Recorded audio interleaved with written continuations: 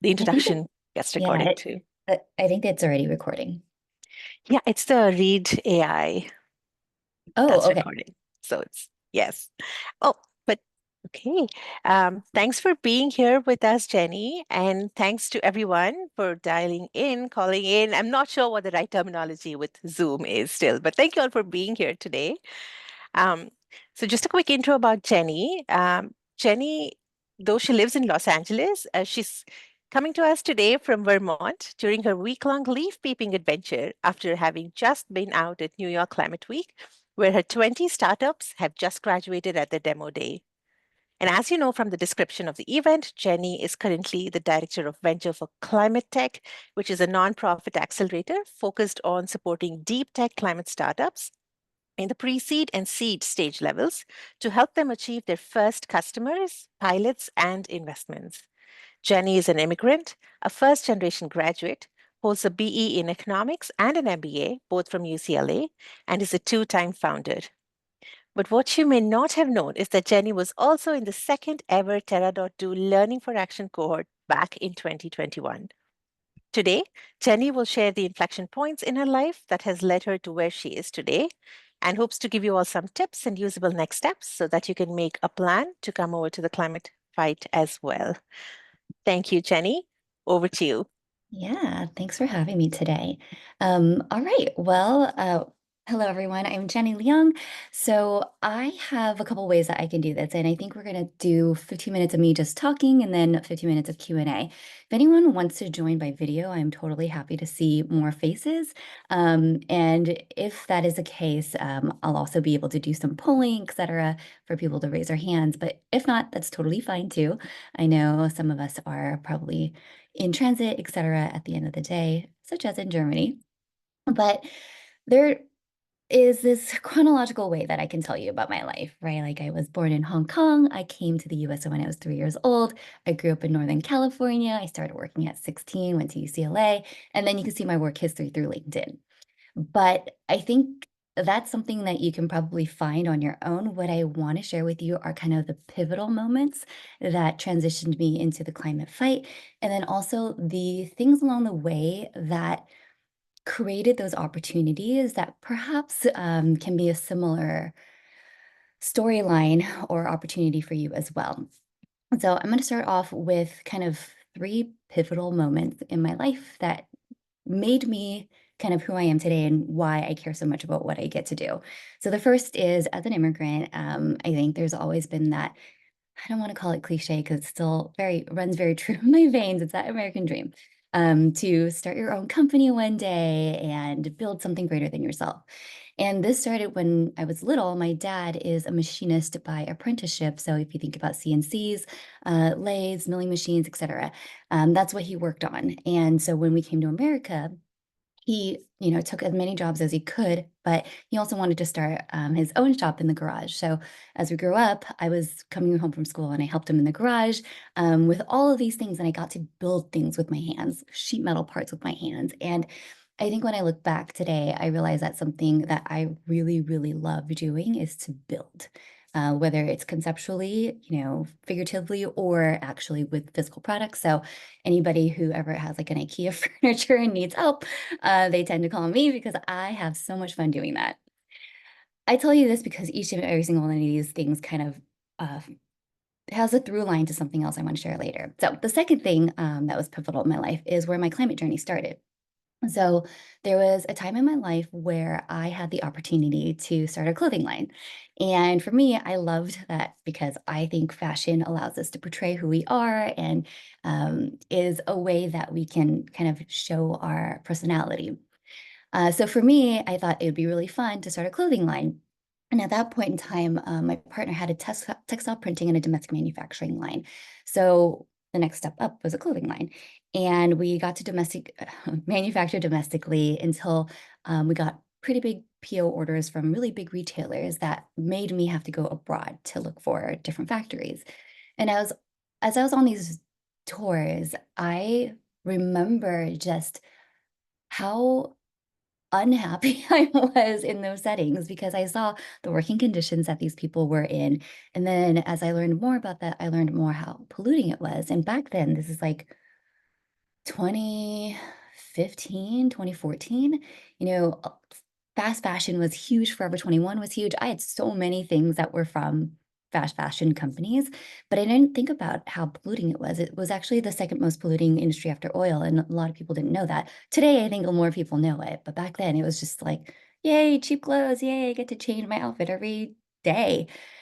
So I came back kind of distraught because I realized what I was doing wasn't better for the planet. It was adding to the pollution. It was just another clothing line out of sea of clothing lines. I wasn't doing anything better. So I left that and kind of decided to go to business school because I wasn't sure what I wanted to do next. Seemed to be a common theme for folks going to business school to find what was next. And that's when I kind of fell into the next thing. And I did not think I wanted to be back in fashion, but I ended up being back in fashion. So that pivoted me into a company that I cared a lot more about and aligned more with my values. So at the time when I was in business school, I had a lot of girlfriends who were also working professionals, and they were also at the planning stages of having a family. So a lot of my girlfriends were pregnant, and they kept complaining about how maternity clothing is expensive. I only need it for a couple months, and I either get a trash bag of clothes from my friends that doesn't kind of fit my style or portray a professional, competent woman, or I have to wear something that looks like a potato sack, right?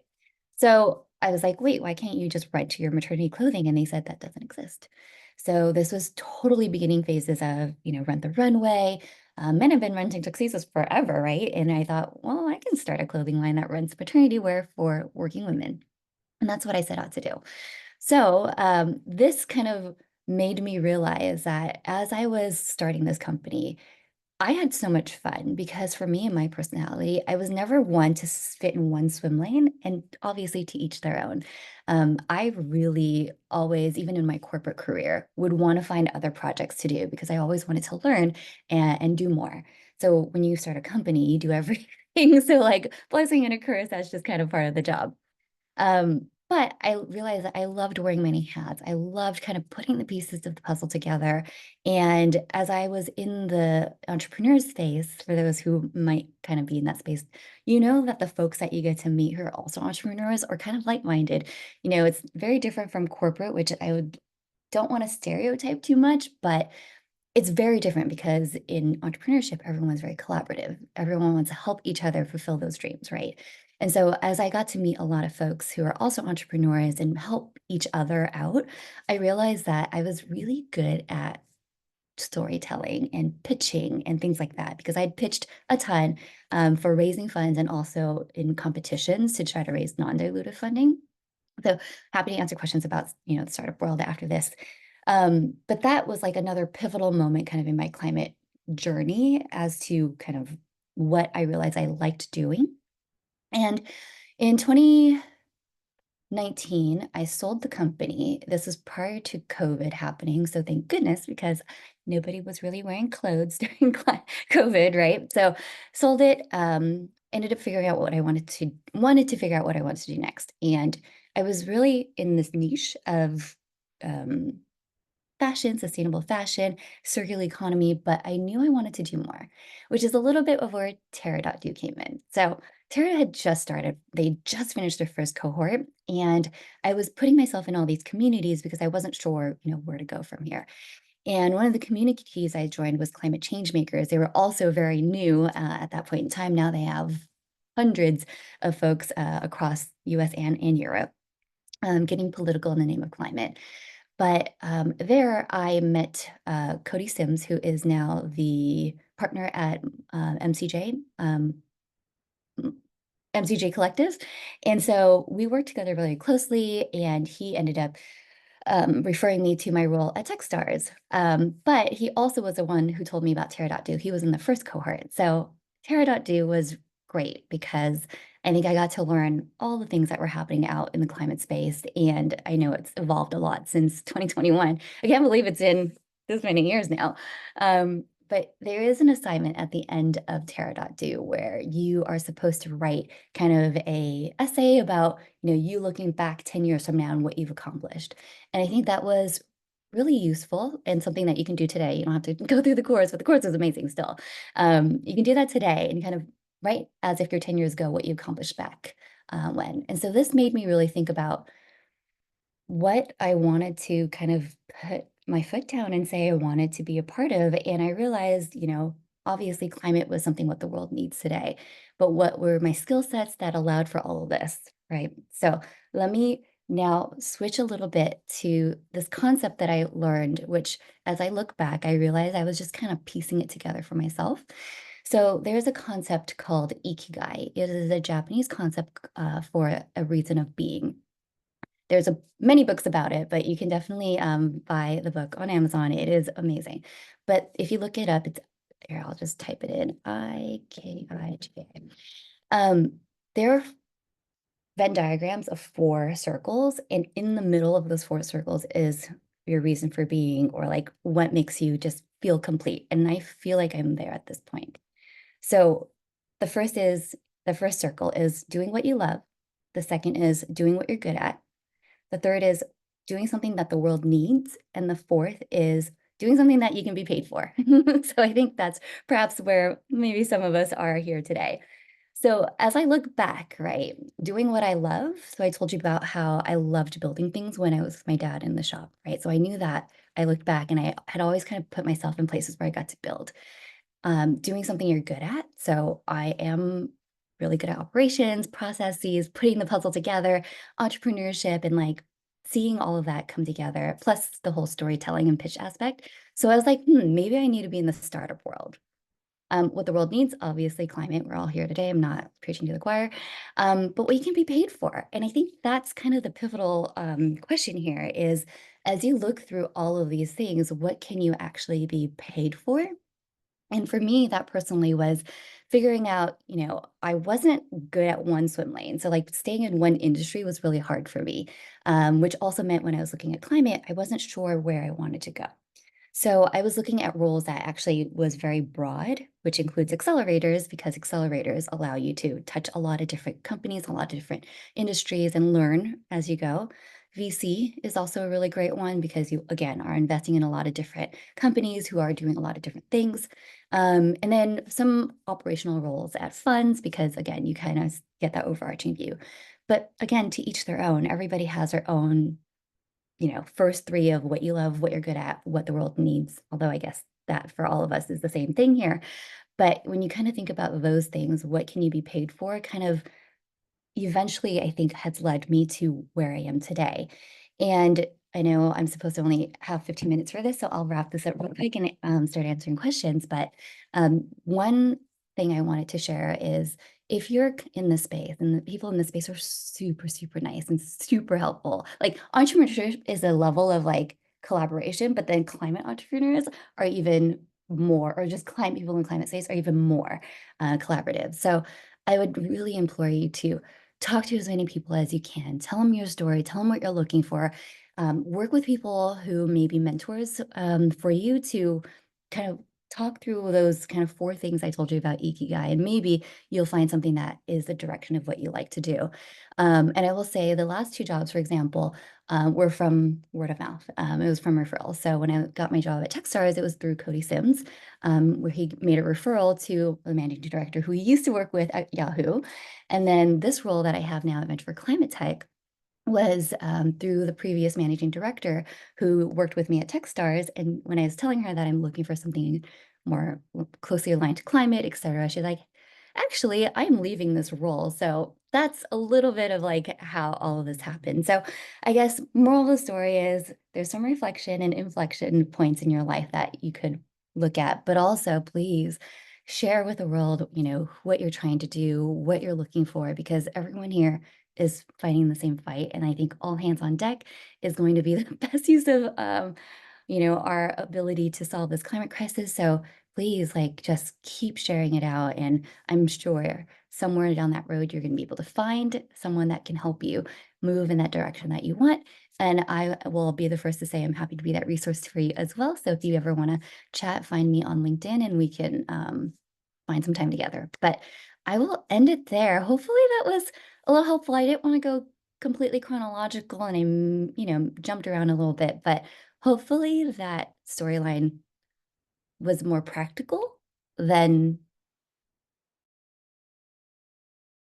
I'll stop there and I'll see if there are any questions.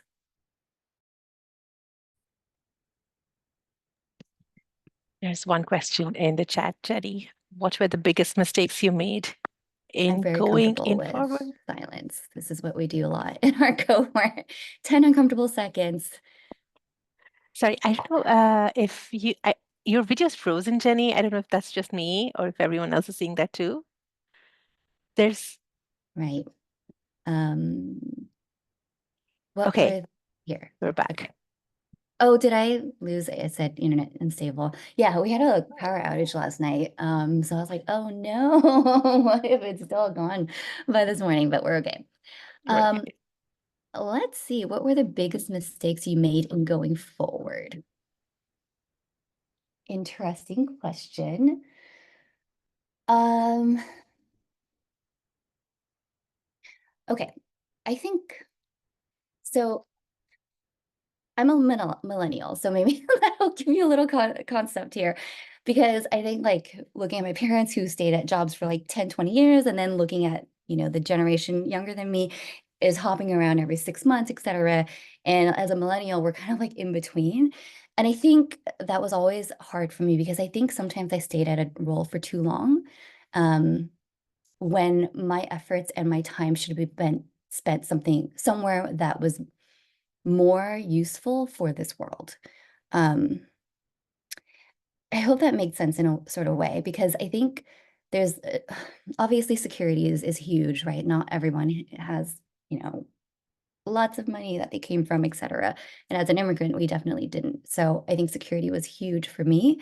But there was also a time where like there was an inflection point where I was comfortable with my salary. I didn't need to make more. And I think that concept is also really interesting in a capitalistic world.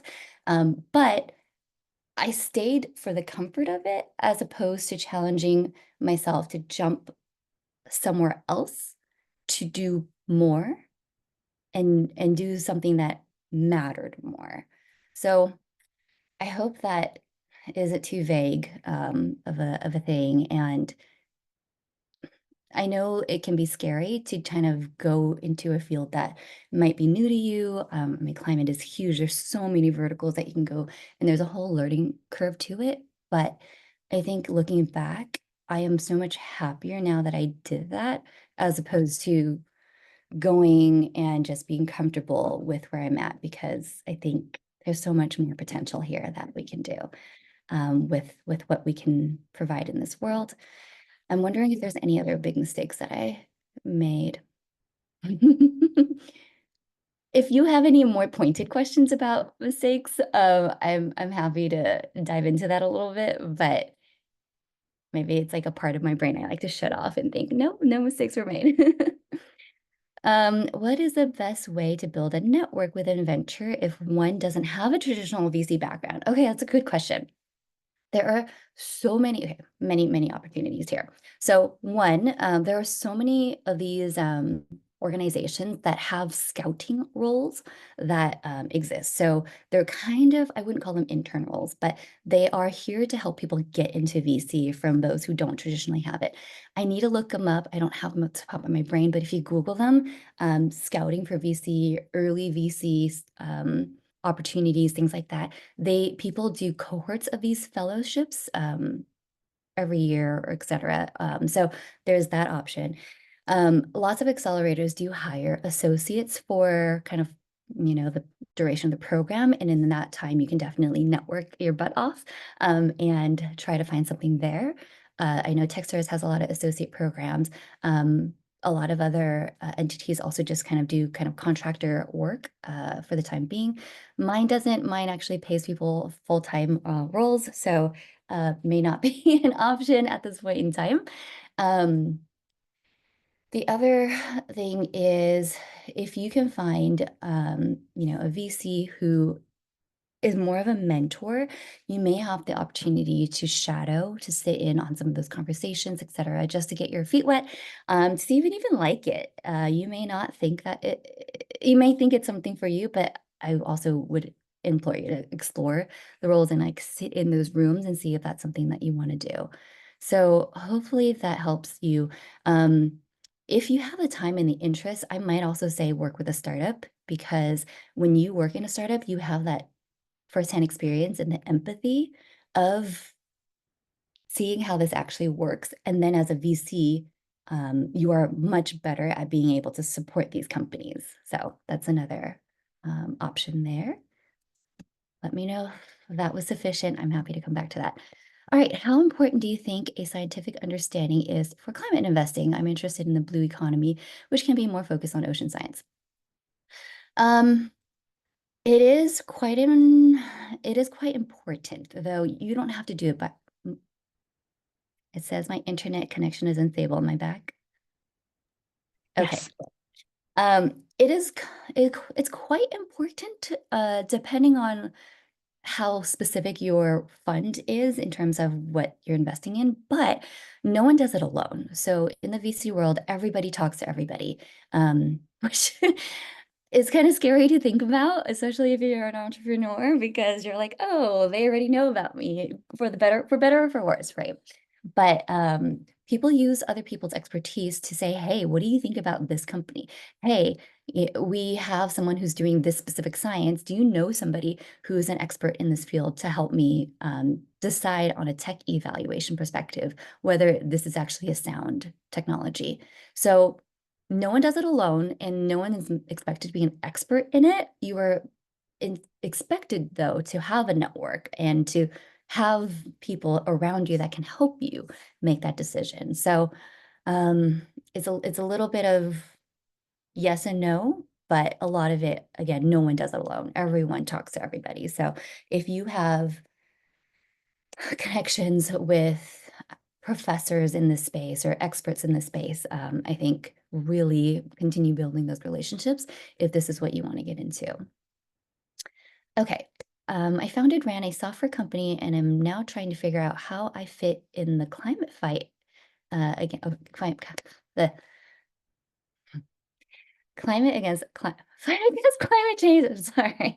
When the power went out, we like didn't have I'll refrain from saying that. Okay. My impression is that with a background in business management and no experience, deep knowledge in climate topics, I don't really fit requirements for most jobs. How is your experience coming from a different background? Yeah. Um, Really good question. I think a lot of us feel that way because a lot of times when you look at jobs are very technical, or very specific and scientific. But my first thing is I would say really try out the Terra.do course. It really changed my perspective and understanding everything in like a really short amount of time. And then the community back then we were just a second cohort. Now there's like thousands of people who have taken the class around the world, and they just started a job um, platform, right? So there's a lot of networking opportunities I think Tara can help you with in that space. Specifically with business management, there's a lot of companies that need operations and business management still. It's not completely scientific. It will be scientific for those, they have a CTO for that reason or a CSO, Chief Science Officer for that reason.